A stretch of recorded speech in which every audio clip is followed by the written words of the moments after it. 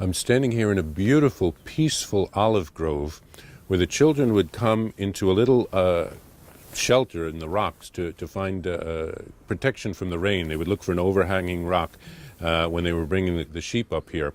And this is where the angel first appeared to them. Came about a year before Our Lady started to appearing to the visionaries as a way of preparing the children. And the angel said to them, "Don't be afraid," that he had been sent by God, and he taught them a prayer. "My God, I believe, I adore, I hope, and I love you. And I beg pardon for those who do not believe, do not adore, do not hope, and do not love you." We know that there are many people in the world that don't believe in God, that are hopeless, they don't have a future, they have nothing to look forward to. Everyone in life needs something to look forward to. And we need to know God and believe in him so that we can adore him and love him, because that's the whole purpose of our life, to come to know God and to live with him forever in heaven. That's God's plan for us. So contained in that prayer are the three theological virtues of faith, hope, and love. They're virtues because they're paths of life that we want to follow through life to find our way to God.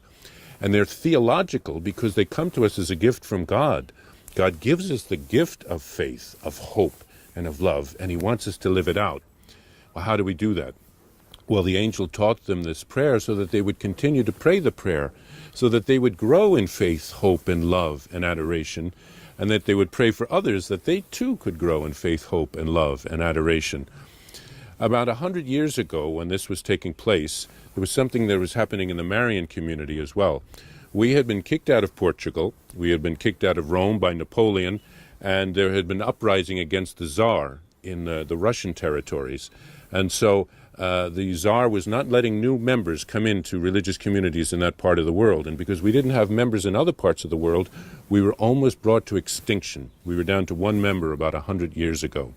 So the men couldn't bring in new candidates, future priests or brothers, couldn't accept novices or candidates to the community, so there was no future, no hope there. They had to have at least 10 members in a convent or a monastery. If not, they had to close that monastery and consolidate to another. So over the course of about 50 years, we were reduced to one member. We were at the point of extinction. It was a hopeless time because it seemed like there was no future for the community. It seemed like the end was near. And when there is no future, there is no hope. But then the Lord sent a renovator into our community, and in a clandestine way, we were able to bring new life, and we were able to continue to exist now 100 years later. We went from one member to about 500 members in the world. So the Lord gave us a future, and so he gave us hope. He wants all of us to have hope. So all of us can pray that beautiful prayer that the angel taught the children. My God, I believe, I adore, I hope, and I love you. And I beg pardon for those who do not believe, do not adore, do not hope, and do not love you.